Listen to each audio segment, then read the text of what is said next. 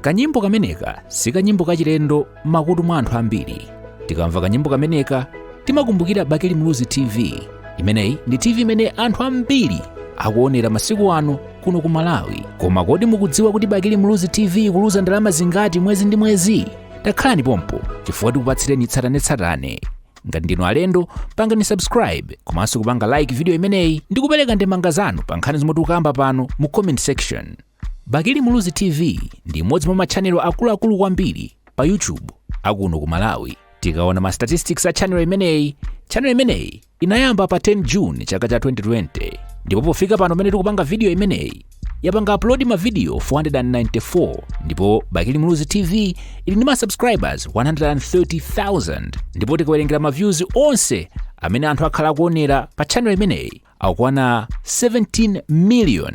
Umenewu sintunda wa masewera pano pa YouTube chifukwa tikayerekeza ndi ma mainstream media houses. Ma media houses amene ndi akuluakulu odziwika bwino kwathu ku Malawi, muona kuti sakufanana ndi mmene ikupangira perform Bakeli Muluzi TV. Mwachitsanzo tione Zodiac.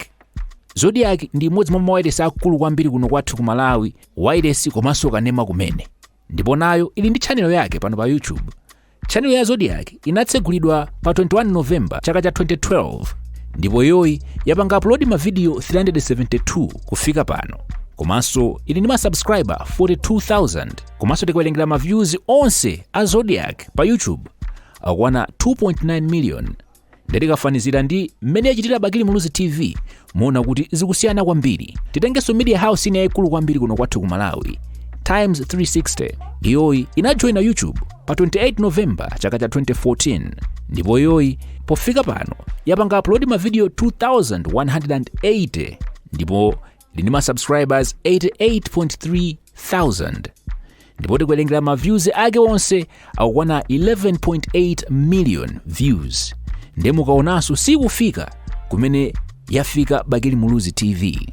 Ndiye tikaona channel imeneyi ya Bakeli Muluzi TV tingoona kuti ma earnings ake, ma estimates ake akuyenda bwanji malingana ndi makina amene timakhalanso tikuunikira nkuona kuti kodi ma channel akuchita bwanji komanso akulandira zingati kuchokera pa YouTube.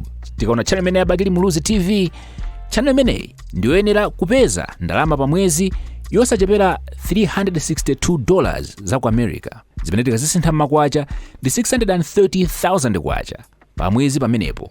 Komanso channel chimenechi chikuyenera kulandira ndalama zosaposera $5,800 za ku America pa mwezi, zimene tikazisintha m'makwacha zikuwana 10 million kwacha.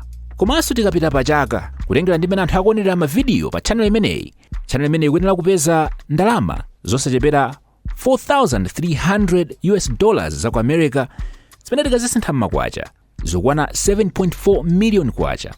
Komanso channel imeneyi pa chaka ikuyenera kupeza ndalama zosaposera $69,400 za ku America, zimene tikazisintha m'makwacha zikuwana 120 million kwacha.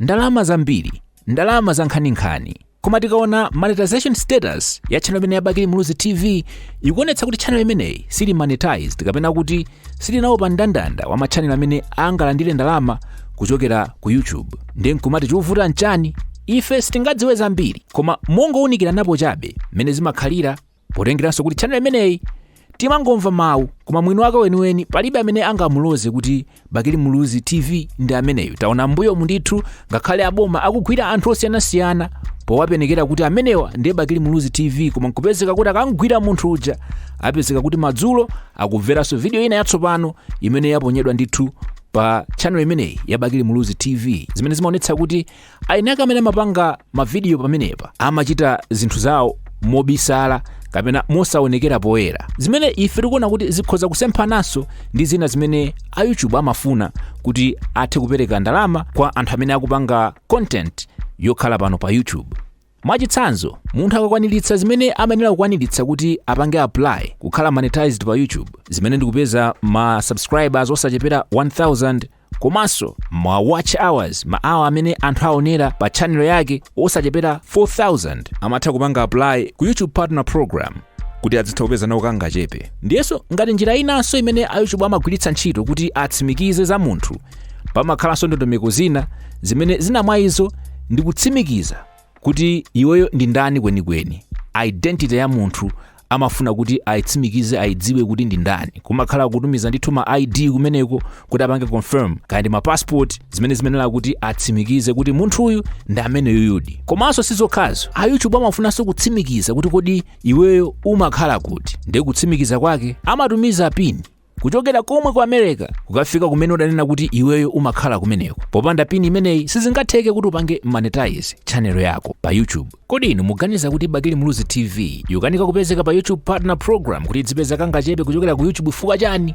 Tuzeni maganizo anu mu comment section. Bakili Muluzi TV ikuluza ndalama zochuluka chotere pa mwezi yochepetsetsa $362 zimene tikazisintha m'makwacha zikwana $630,000 kwacha. Komanso yochulukitsitsa imene akuluza pa mwezi yokwana $5,800 zimene tikasintha m'makwacha zikwana 10 million kwacha. Komanso tikaona pa chaka chonse ndalama yochepetsetsa imene akuluza a Bakili Muluzi TV ndi $4,300 imene tikasintha m'makwacha ikwana 7.4 million kwacha. Ndipo yochulukitsitsa imene akuluza pa chaka ndi $69,400 imene tikasintha m'makwacha ikwana 120 million kwacha. Monga inu simukukhumbira mutakhala wa Bakili Muluzi TV pakali pano, yayi apa ndilolera akandipatse moni madera pena.